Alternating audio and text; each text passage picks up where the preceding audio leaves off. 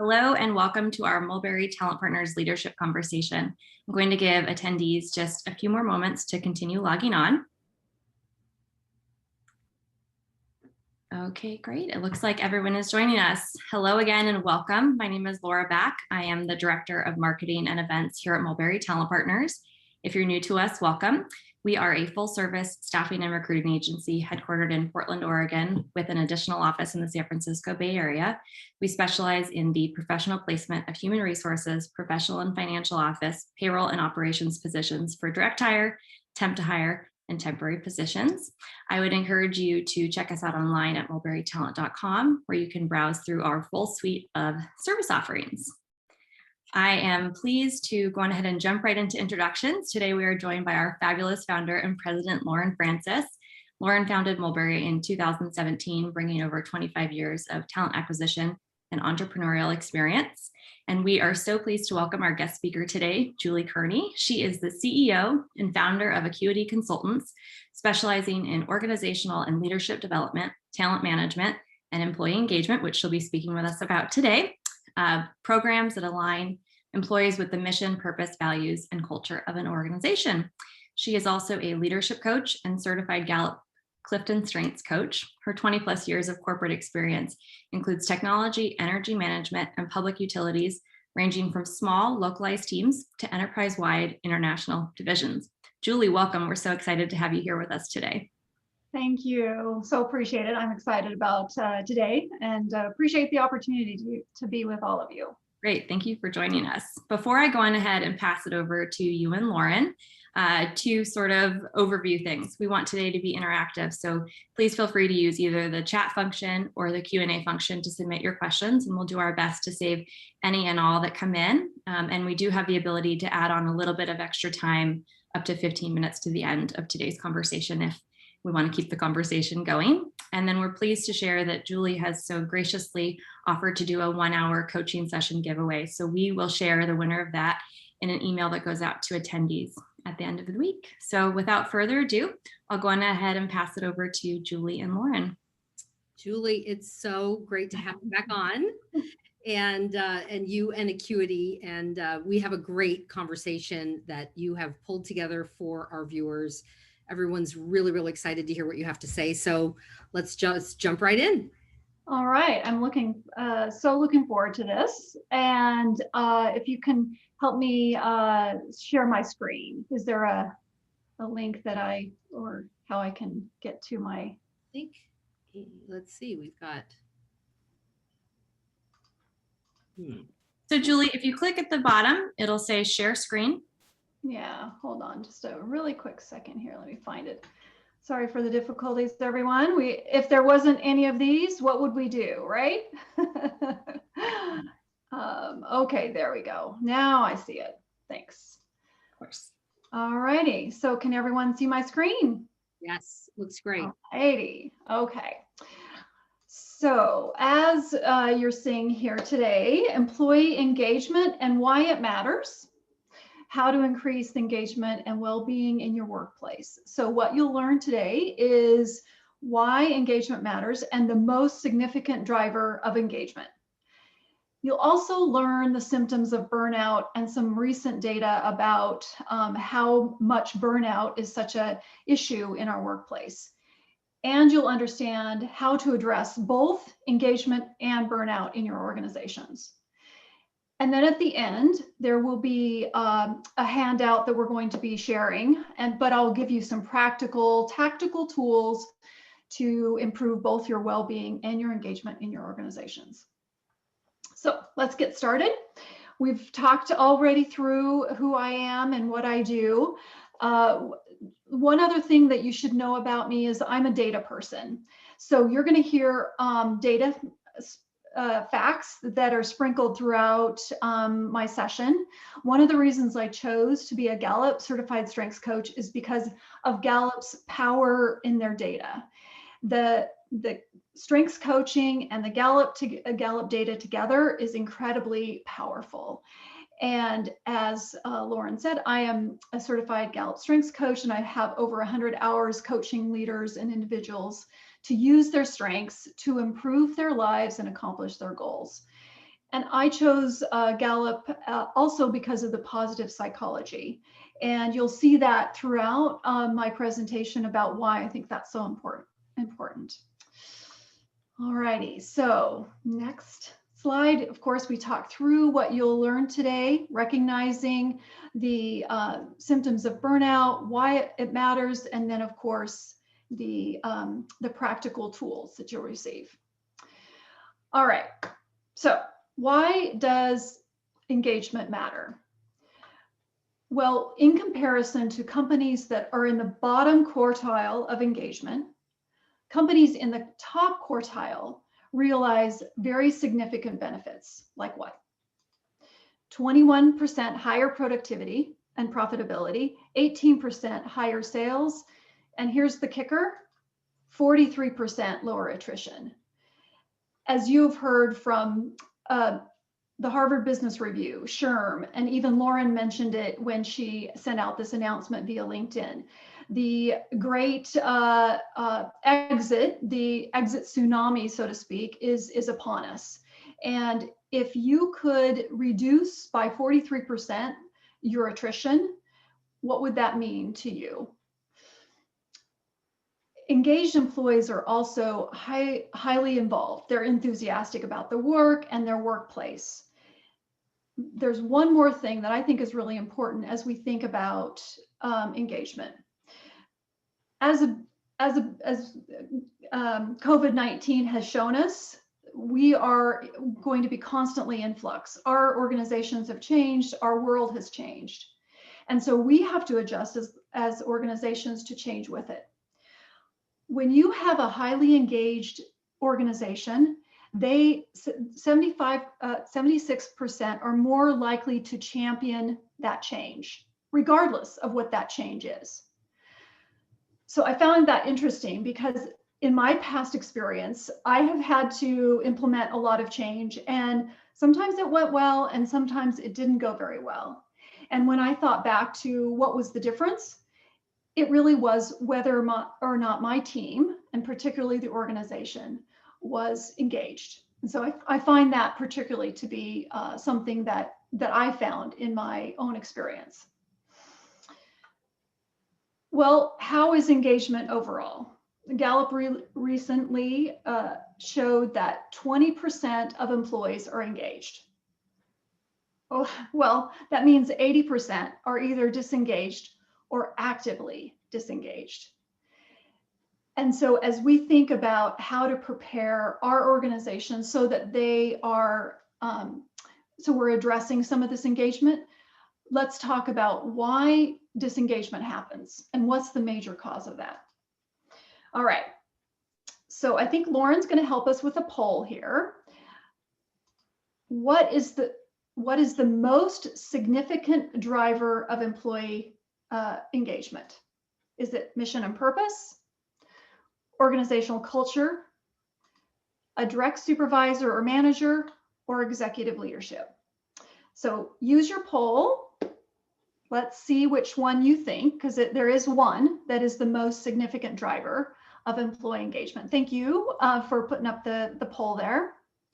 So we're going to give a couple people a couple minutes or a couple seconds to respond.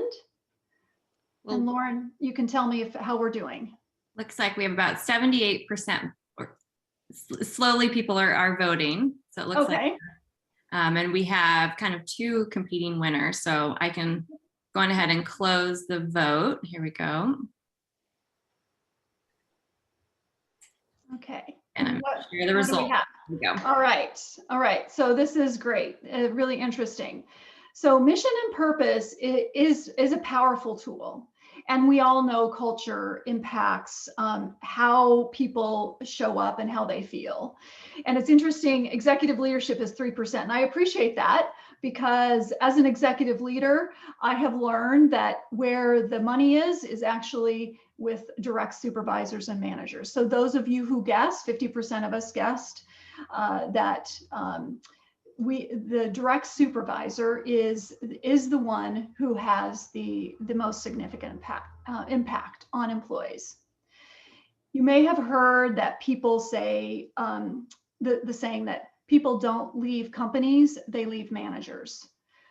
Well, we now have some data to show it. 70% of an employee's engagement is accountable to their direct supervisor.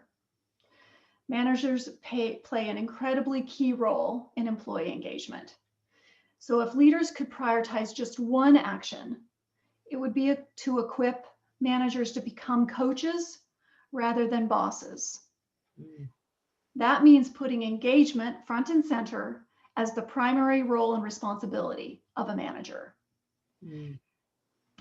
When I first was promoted into a manager role way back when, I won't date myself, it was difficult. I was promoted out of my individual contributor role because I was very good at some of the technical aspects of my job. It wasn't because I knew how to lead. Over the years, I found that this is so true for so many leaders. People are often promoted into various leadership roles without the experience or the knowledge about how to train, how to coach and inspire others. One of my clients, the California Department of Public Health, understood this concept. So they contracted with me to develop a manager essentials training program. And essentially what this was like, virtual sessions, this was all during COVID, bite-sized sessions, very similar to what we're having here that Lauren has put together, consumable in 30 to 40-minute chunks. And the entire program was based upon what I saw was management essentials, management fundamentals, strengths-based leadership, how to transition from a boss to a coach, how to set clear expectations, how to give effective feedback, how to manage remote teams. These are things that, yes, there's data out there, there's information out there, there's books upon books and articles written about it. But you as a manager, people are just trying to figure out how to get their work done, their own work, motivate their teams, and keep their bosses happy. It's a really difficult job. Last week or a week and a half ago, I went to a leadership summit virtually, and Satya Nadella, who's the CEO of Microsoft, was the keynote speaker. He and Microsoft have realized the importance of the manager role, and their whole training program is all around modeling, coaching, and care. So he is in good company with Gallup, and he's seen this research. There's something else that he said that struck me, and I had to write it down because it was so true. You may have heard the phrase, culture eats strategy for breakfast. Well, here's his new saying, team culture eats company culture for lunch. Can you say it again? Yeah. You've heard that culture eats strategy for breakfast. Well, team culture eats company culture for lunch. It happens with that relationship with your manager. I've had an experience of as being a HR leader. I would often hear about people that were not performing at the organization, and then it sometimes moved out or managed out, so to speak. What I found interesting time and time again is that employee went to somewhere else and they killed it. So what was the difference? Yeah, it might have been company culture. Yeah, it might have been the job and the role, but I think it has to do with this relationship with managers and how impactful it is. And so I personally believe in how important the elements of engagement are. And we're not going to spend too much time here. There's a lot of data. This is just, I wanted to share with you Gallup's approach to engagement. And literally only 12 questions that they ask has backed, their research is backed with over 82,000 teams, excuse me, and over 1.8 million employees. And what they've been able to associate is positive scores in these 12 areas show positive impacts in profitability, productivity, lower rates of attrition, and absenteeism. So it's positively correlated. So we know now that managers are the key for engagement. Well, now I want to talk about burnout. And there's new data that came out during at the end of last year. Harvard Business Review came out with a survey. 85% of the respondents said that their well-being had declined. And so the question I asked as soon as I saw that survey was, okay, well, what's burnout? What does that mean? Well, here you are.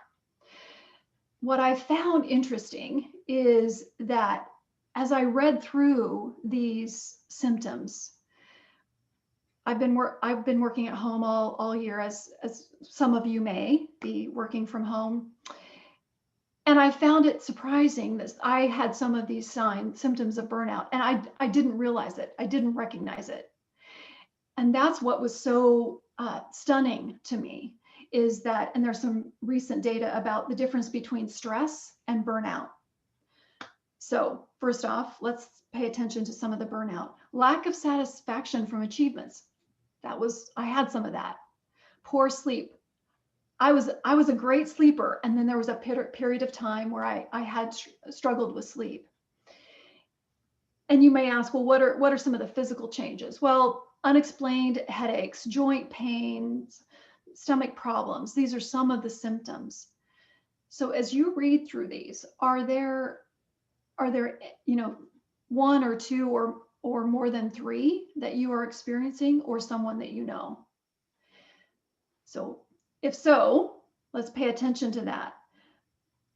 Now, the one thing that I found fascinating was, and here's the kicker, which is burnout, employee engagement, managers are still the key. Gallup, during last year, when all this data came out about the burnout, they also came up with the 5 causes of burnout. And what did we find? It's all attributable to our manager connection. So while meditation apps, subsidized gym memberships, yoga sessions, those are good, and you might get a small bump in your employee engagement. People might be happy about that. And an employee might appreciate that the company is out there subsidizing gym memberships. But if they come back and are then in their work and they have their manager with unrealistic expectations, time pressure, they feel that they're not treated fairly, that subsidized gym membership is not going to win the day. Mm. So this is the connection, right, between employee engagement and burnout. It's all about the manager. And as I thought about this, I thought there's no silver bullet here. I can't tell my clients, oh yeah, just let's subsidize yoga, subsidize gym memberships and add yoga sessions. This is about a change, cultural change, and focusing on our managers. So now we're here to where now that you understand that that managers are the key, and we've learned that high levels of engagement have significant business impacts. Overwhelmingly, employee engagement is driven by the manager. We now know burnout is real, and we now know that managers are the key to improving both engagement and well-being. That's a lot for a manager's shoulders. So what can you do as a leader of people? Maybe perhaps you lead the HR organization, or you are someone who cares about engagement and your employees. Here's my model. Here's what you can do. It's called CLIMB, because by focusing on one or two or all of the things that I'm going to be talking about, it's a practical tool to improve your manager's experience and get them what they need so that they can take care of their employees. So we'll start with the C. First, I believe in strengths and strengths-based leadership. There's data to prove that when people are working in their strength zone, they're looking forward to work, they treat their clients, their customers better, they achieve more on a daily basis, and they're more positive and more creative and more innovative. Sounds like a miracle, right? Well, it's actually difficult because first you have to understand people's strengths, and then you have to play to their strengths. And this gets to that transition of a boss to a coach. Our world has changed. By 2025, the majority of our workforce will be millennials. 35% will be millennials. Most of those will be in leadership roles, or some of those will be in leadership roles. And so how do we help transition these individual, smart, amazing, talented individual contributors into leaders who can motivate and inspire others? Well, it's helping them realize how to go from a boss to a coach. And there is a methodology that I have and I've worked through over time about how to help people do that, and how to help leaders do that. There's a saying that I love, which is, everyone has a boss, but what everyone wants is a coach. The other thing that I would recommend is, providing management fundamentals training, how to give effective feedback. We resist giving feedback because we either don't want to demotivate, or we're afraid of saying what needs to be said, or we just are so busy that we can't even find the time. So how do you do that as a manager? As we think about the different generations, people want more feedback. There's a saying, 5 times more positive feedback than a constructive feedback. Well, where does a person find a time? Part of that is giving managers tools so that they know that you create a structure for them to be able to give an opportunity to give those tools. And then I personally believe in coaching. One of the things that transitioned me from I would say, not a great manager to actually an inspirational leader was a coach. I had a coach, and it literally saved my career. And amazing woman who helped me more so than almost anyone else understand how I was showing up and things that I didn't even see. And so I believe in the power of coaching, and that's one of the reasons I became a coach, because that woman was so impactful to me. All right, listen. I'm going to give you some tips and tools that other companies are doing. Some companies are literally holding listening sessions with their managers. And that is really all they're doing, holding the sessions to listen, asking questions, understanding through the power of inquiry, just listening and understanding what your leaders need. Ask questions, stay curious. Don't try to solve all the problems at once. Truly listen to what people are what their challenges are and what they need. Because it's not the same in every company. As I've worked with different clients, what's going to work in one client manager group will not work in another because of the cultural dynamics of everything that we know. So listen. And then I is involve. One of the things that helped me as a leader was when I was involved in any changes that were being made. And of course, you can't involve everyone all the time, but when it impacted me and my team, I wanted to be involved. And so as much as possible, involve your manager group. Will it take more time? Yes. That's, again, no silver bullet here. It will take more time, but you'll see the gains. You'll see people jump in with you as you want to make the changes that you need to make, but involve them. And then model. Over this past year and a half, our work lives and home lives have blurred. There are companies that are, some of my clients and some of the things that I've read have, or some tools here. Some companies are doing meeting-free days, no meetings on Thursday or no meetings on Friday. Another company is doing an email reprieve hours. No emails after 8 and no emails before 7 a.m. in the morning. And for those of you who have received an email from your executive leader at 10 o'clock at night, how hard was it for you to sleep and just have, be your person with your home and your family? So companies are actually putting this in practice. And some companies, because the leaders were not adhering to it, actually turned off the email servers during that period of time, because they said, we're doing this. We're going to provide some work-life balance, and this is how we're doing it.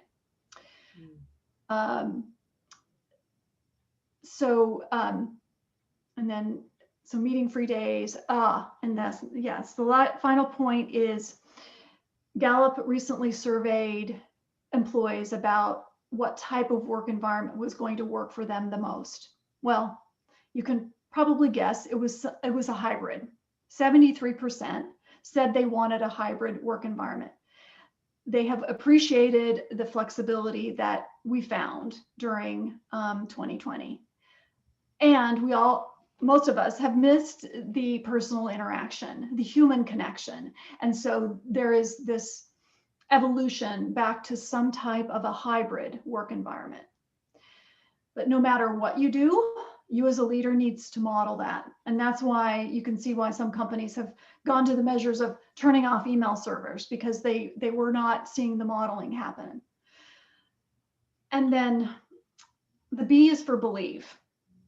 Believe in strengths-based leadership. Believe that when people are working with their strengths, that they are more positive and more creative. Trust your managers. They're trying to do the best that they can, and oftentimes just don't have the tools or resources that they need. Believe in your people and believe in your managers, and apply one or two of these tools that might help you get there. So in our chat, we're almost to time here, but I want us to open up and make sure we have time for questions.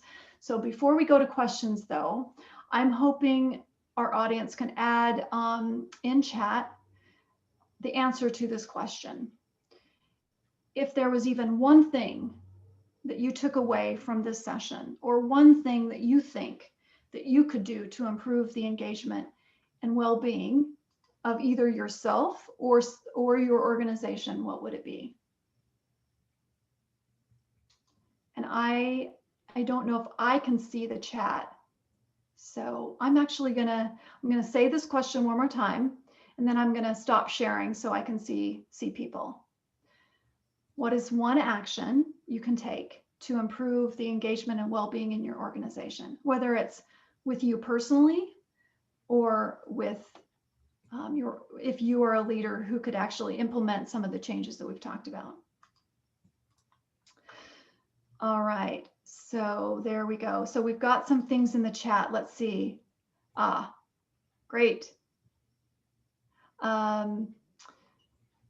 So will there be a recording? Lauren, can you answer that question for me really quick? The chat will not show, unfortunately, on the recording. Okay. So one person said, start with an employee survey, get their feedback. Absolutely, 100% agree. Understanding what the issues are, you can then start solving them. So let's see, what else do we have here? Yeah, offer more workplace flexibility to our employees. And I 100% agree with that. One of the things that you may know already is that I talked about millennials being the majority of our workforce in 2025. Flexibility is one of the key things that they appreciate. Add listening sessions, block my email, initiate strength-based sessions. Yes, yes, yes, yes. And oh, Catherine, hi, so good to see you. Catherine was one of my many beloved employees that I was able to be a part of her experience. She's amazing. She said, check in with employees on frequent basis. Yep. Ensure that you know that you care and are listening, and listen closely to the coaching opportunities and potential red flags. Great question, great feedback. Yeah. Yeah. Yeah, supporting leaders who are comfortable leading teams. I appreciate that. And oftentimes I get the question, because of course with Clifton Strengths, you have 34 strengths that show up. I've got the question quite a bit is, well, I don't think my strengths are the strengths of a leader. And that is so not true. Everyone could be a leader if they so choose and are willing to do some work. And so part of it is understanding what your strengths are and how to utilize them. So, let's see, what else do we have? Offering mental health days. Oh, that's a great idea. That's great. Shelby. Oh, hi, Shelby. Distraction-free, safe place. Yes. Sensitize execs and leaders around understanding and focusing on employee engagement. Yeah, I appreciate that. That's the reason I gave you some data in the beginning about why it's important. Because as an executive, I know that data speaks. Data speaks to executives. And so you need to create the business case as to why. You even need to spend time here and understand. So when you see some of those numbers, it's out there. Gallup, go on Gallup's site. It's there for you, free resource. So get it. All right. Good. Thank you. That is awesome feedback. Thank you. I appreciate you all sharing with me some of your ideas. So do we have some other questions that I can answer, or what other things that we want to spend time on? It looked like one question came in from Sarah asking, any tips for employee recognition for remote employees? Yeah, Sarah, that's a great idea. So one of the things that I have understood and over my years is understanding how that employee wants and needs to be recognized. For example, I had an employee who didn't really care about verbal feedback, and instead they wanted little gifts. Right? If I gave them a $5 Starbucks card, it was like, I don't know, I gifted them, 100. It was the gift that was more important than the words. And then there were some employees where recognition of what they did in a team meeting meant the world to them. So I would want to find out, what does this person care about? Do you already know? And if you do, then I would do that. If you don't, ask them. Ask, what has been the most impactful recognition you've ever received? That's a question you could ask to understand. What would you wish your manager would recognize you for, and how? Right? Simple questions just to get at that specific thing.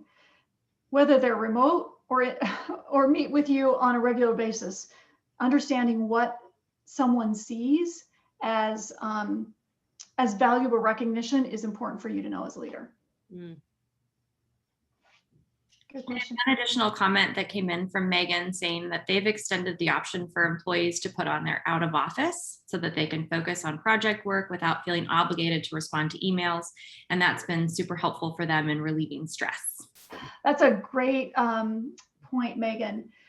I had, in one of my coaching sessions, I found one of my clients struggling with time management. And so by asking him what his day looked like, I realized that he was constantly on his email. It was Slack was killing him.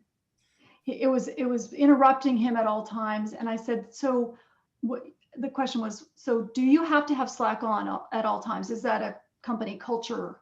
He's like, no. Okay, then why? Why would you have that interrupting you all the time? So Megan, you're exactly right.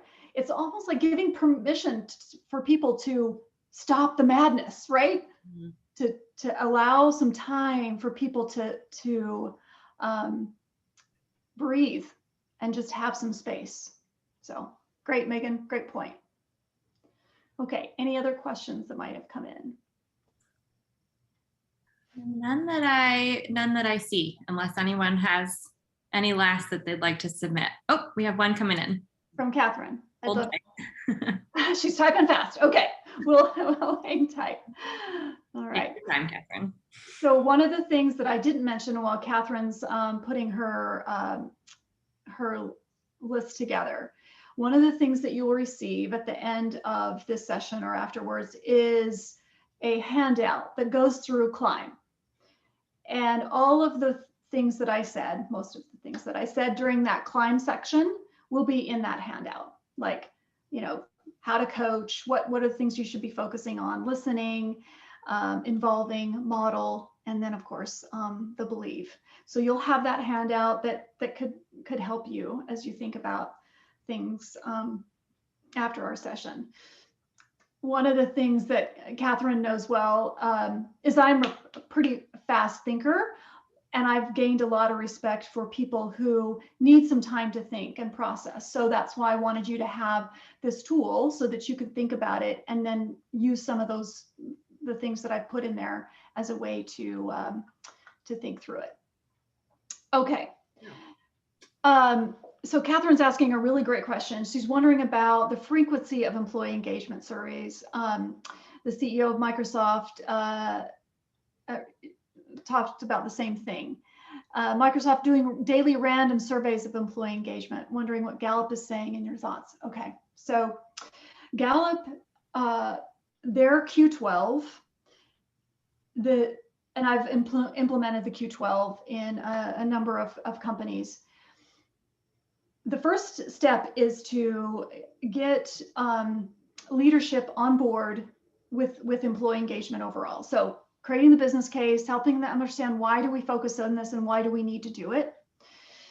And then the reason I champion the Q12 is because it's literally only 12 questions. It will take you no more as an employee, no more than 5 minutes. If it takes you 5 minutes, it's too long.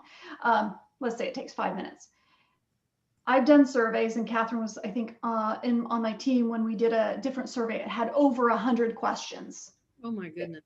It was monstrous. And that just doesn't seem doable. Plus it didn't have all of the backing from Gallup. So my recommendation is first, implement, get your leadership on board. Once you have your leadership on board, then choose your tool. Of course, I have a bias towards the Gallup Q12 because of the backing, the data that backs it, the research that backs it. 2, it's super simple and super easy. And 3, it comes back and you can drill down all the way. Let's say you have your company is excellent at overall at setting clear expectations. Well, you can then drill down and say, oh, but Julie actually scored not so great in that area. So then you can help that leader, Julie, understand how to set clear expectations. You can actually pinpoint where the issues are and within which team. Okay, so then the second thing Catherine's asking is about how often. So this is where I want your executive leadership to be engaged, as well as getting feedback from your employees. There has been, I think, a little bit of over surveying that can happen, especially if you are not utilizing some of the communication techniques that need to go with any type of engagement survey. If you are doing a great job with your executive leaders around getting the information back to your employees, I think you should do an engagement survey as often as you can. One of the tools that I've implemented is doing a survey on each one of the questions every month. So setting clear expectations, that's the first one. Number two, I have the materials and equipment that I need to do my job. And so you focus on each of those areas. That is, of course, if your employee base has the tolerance for that. Some people just, it becomes noise. So be careful with that. The other thing that I appreciate is when you have more than 60% of your employees are responding, right? Not that we ever have a mandate, but when you have a majority of employees saying something, then it's worth paying attention to. If you're only getting 10, 15% of your employees responding, rethink your strategy, right? So as you're hearing from me, there's no clear answer, because it does depend upon your leadership, your culture, your employees, what's going on in your business. It can help you figure out how you want to execute. If Catherine asked the last question, which is, what does Gallup say? Gallup says to do it at least every year, and if not, every 6 months. And I appreciate that perspective. And I also want to layer over that it depends. It seems like once a year is too infrequent.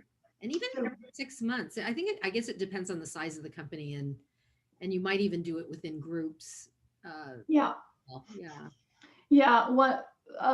One client that I executed on the survey with, there was a particular group that really struggled. And so we spent more time with that group in understanding what was happening there. And there is a methodology that I employ to understand what's truly happening in that organization to result in lower scores. Right. Okay. Right. And then to communicate to your employees what you're doing.